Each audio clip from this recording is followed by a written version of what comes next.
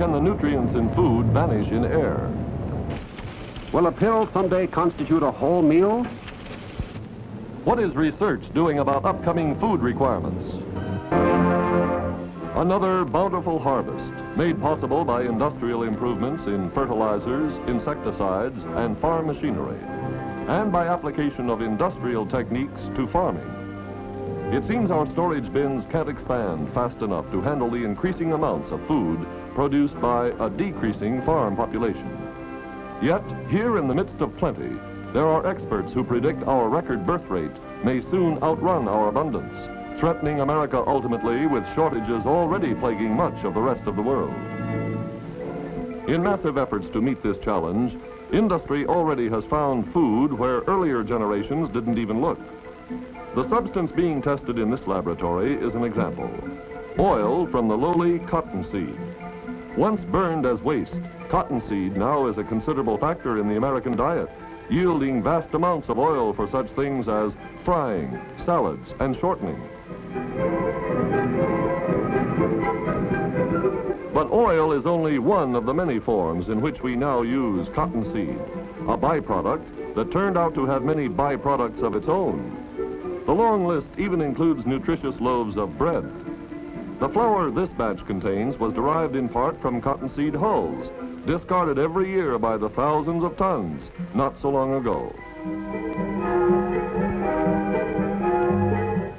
Cottonseed bread, of course, has only a limited market, but quite the opposite is true of rice, the major food for more than half the world's population.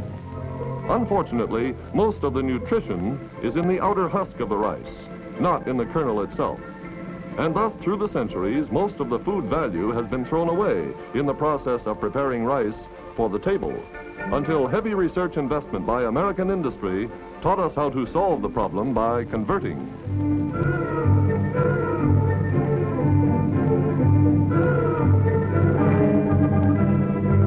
Alternating applications of vacuum, pressure, hot water, and steam are used to force nutrient and flavor elements from the hulls into the kernels and to seal them there.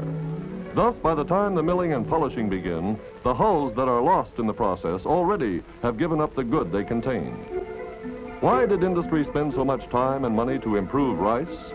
The investment was made to raise living standards while realizing a profit, the same motives that produce most of the world's improvements.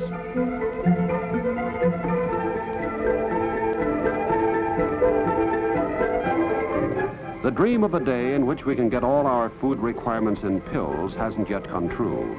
But vitamins in this form have been mass-produced for years by the pharmaceutical industry, which is able to create synthetically nearly all the known vitamins essential to our nutrition.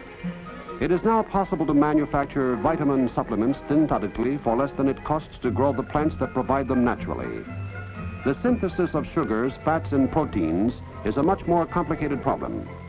But considering the rapid progress of the chemical industry, it's believed the day will come when a good many of the foodstuffs necessary for life will be synthesized from their original elements and put up in pills at the factory.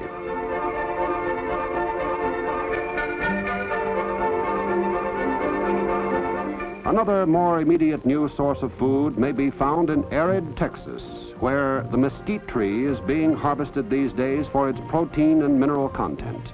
Long despised as a nuisance because its roots absorb moisture that otherwise might nourish range grasses, mesquite turns out to be a pretty good cattle feed itself when properly prepared. Truck-mounted choppers convert it to manageable form right out in the field.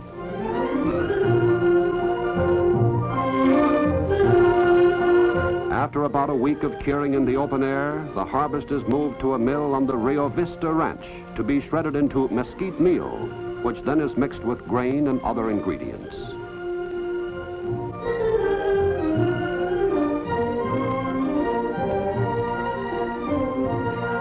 The project began during a regional drought that burned out the range grasses. It was during the search for a substitute for those grasses that experiments revealed the presence of proteins and minerals in chopped mesquite, then being used as flower bed compost. Ranch owner C.E. Doolin, whose Frito company in Dallas turns out more conventional food items, decided the new approach to cattle feeding deserved a try. And the idea paid off. in daily savings that extended after the drought had ended.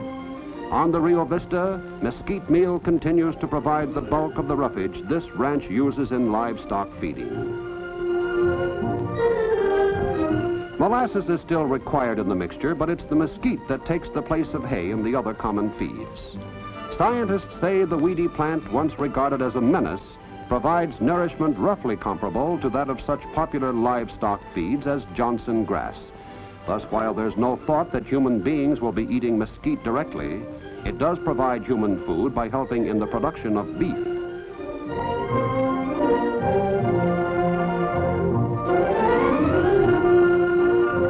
As long as livestock remain our best means of converting some otherwise indigestible materials into nourishing food, industry keeps looking for more efficient ways to supply those materials.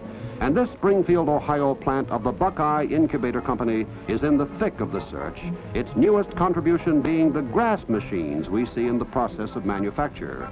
At this stage, sheet metal is being formed to serve as culture tanks that will hold trays in which fresh grass can be grown hydroponically, that is, without soil, in just 6 days all year round.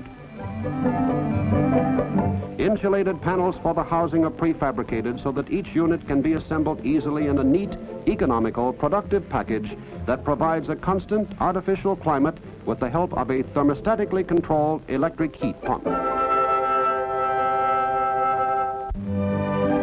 Now let's see how the grass factory works. First in plastic buckets, perforated at the bottom to permit easy draining. The right amount of seed is measured out for soaking.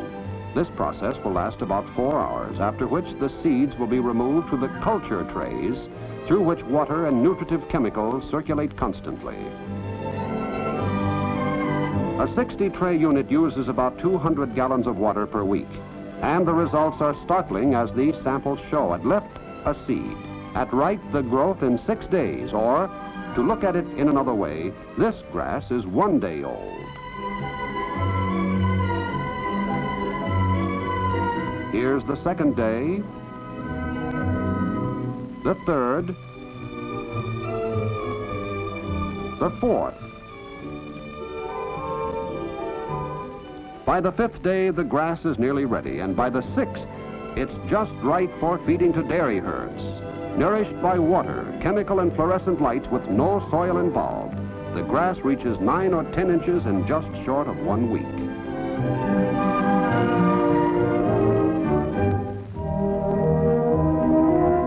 Easily removed, roots and all, the product of the grass incubator is used mostly to supply dairy needs. Early reports indicate it encourages enough increase in milk production to more than outweigh the cost, while freeing much pasturage for other use. The 120 square feet of the incubator will do the work of some 20 acres. It's a new achievement of hydroponics, a technique also being used to grow some vegetables, and one that offers even greater promise for the future.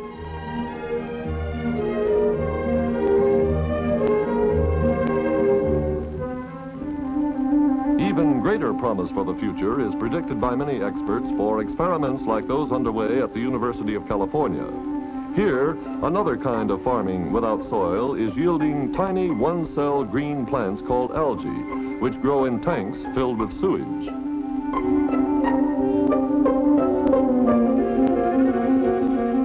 As soon as the sewage enters the treatment tank, bacteria in the system go to work on it, converting the organic waste into carbon dioxide and water, in which the algae can thrive.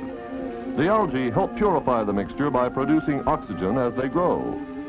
To keep the cycle going endlessly, it was discovered that constant agitation or stirring is required, so that the algae are frequently exposed to sunlight, a key factor in the process. Obviously, hand stirring is impossible in tanks big enough to be practical, so Doctors Clarence Gulick and William Oswald added electric pumps.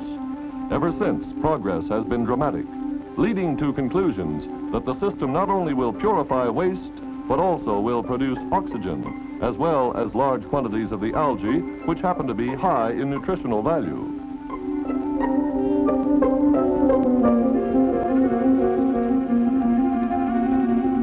Many problems remain, among them development of an economical way to remove the water from the algae. Meanwhile, this centrifugal model, adapted by the researchers from other uses, is adequate for experimental purposes.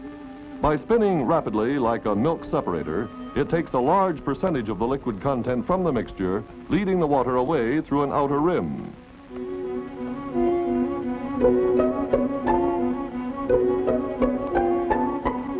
Contaminated by organic waste only a short time ago, the water now is pure enough for many uses. So a partial solution to water shortage problems also may result from this research, in a field also being investigated in the laboratories of industry. But our chief interest right now is in the algae, now ready for further drying under the warm California sun.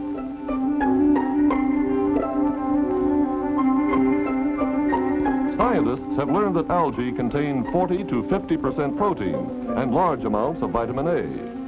When thoroughly dry, they can be handled in the form of cakes or chips, which when ground can be fed directly to livestock.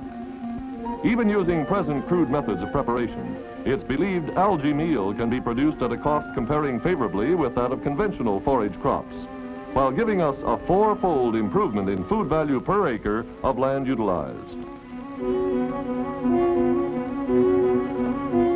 To examine one of the main reasons for the new urgency in algae research, our cameraman paid a visit to the laboratory operated by General Dynamics Corporation of Groton, Connecticut.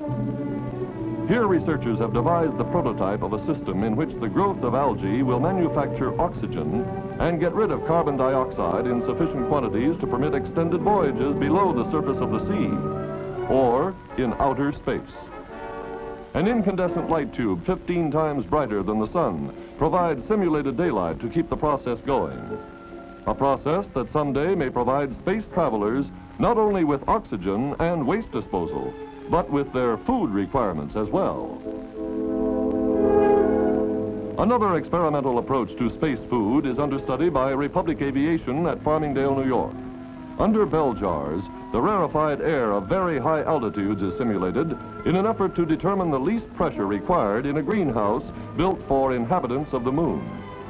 Just one more of the many ways in which industry works constantly to make sure that we'll always have enough to eat on this Earth or even above it, far out in space.